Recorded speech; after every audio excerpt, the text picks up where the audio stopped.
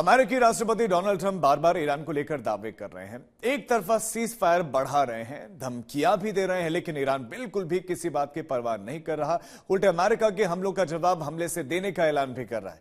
Iran के सख्त रुख के पीछे कौन है? जो ईरान होर्मुज खोलने को तैयार हो गया था, वो युद्ध की तैयारियां आखिर क्यों दिखाने लगा? ईरान में आखिर कौन ले रहा है अहम फैसले?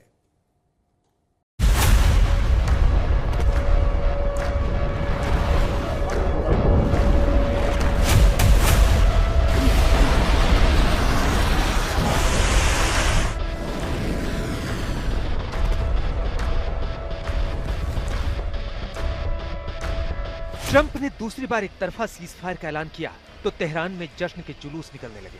खुर्रम शहर और फतेह जैसी मिसाइलों का प्रदर्शन हुआ।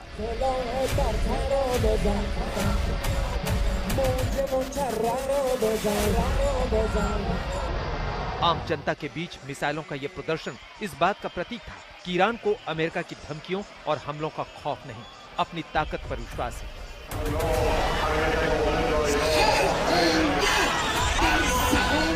ट्रंप का मजाक उड़ाया जा रहा है। अमेरिका की धमकी का जवाब धमकी से दिया जा रहा है। आखिर कौन है ईरान के इस आत्मविश्वास के पीछे? क्या IRGC?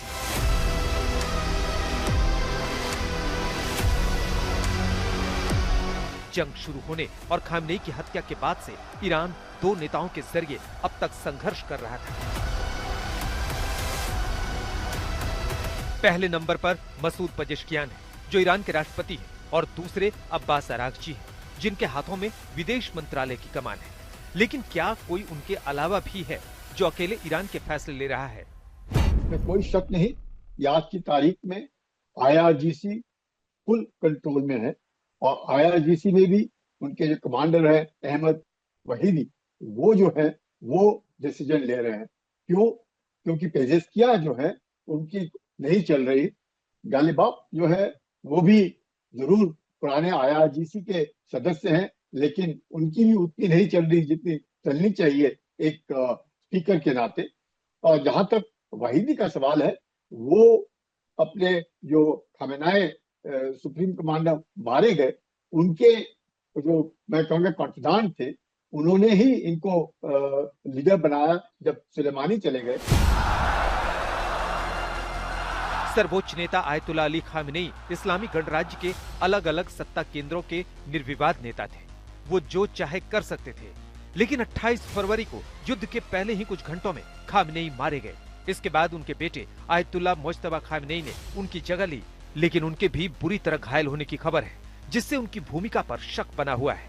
मुज्तबा सार्वजनिक रूप से दिखे नहीं है, तो सवाल यह है कि वो ईरान के फैसले ले कैसे रहे होंगे। कहा यह जा रहा है कि दरअसल IRGC के मुख्य कमांडर अहमद वाहिदी ही अब सारे फैसले ले रहे हैं। इसके अलावा परिषद के नए सचिव मोहम्मद बगेर जोलघाद्र भी शक्तिशाली बताए जाते हैं, जो IRGC कमांडर हैं।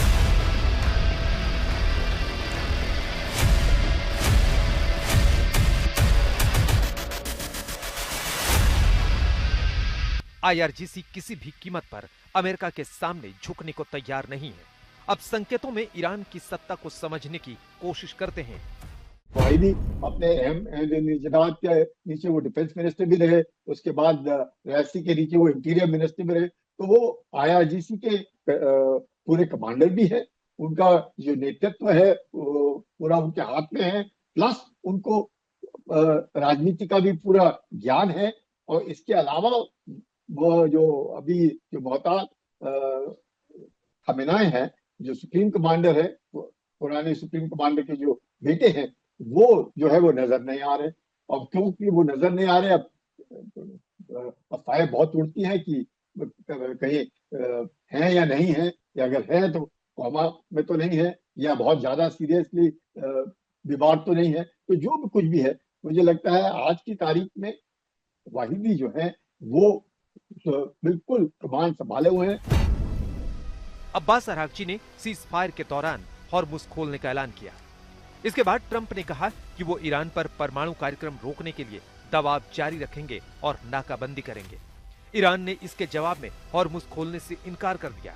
माना जा रहा है कि यह फैसला IRGC की सख्ती की वजह से लिया गया।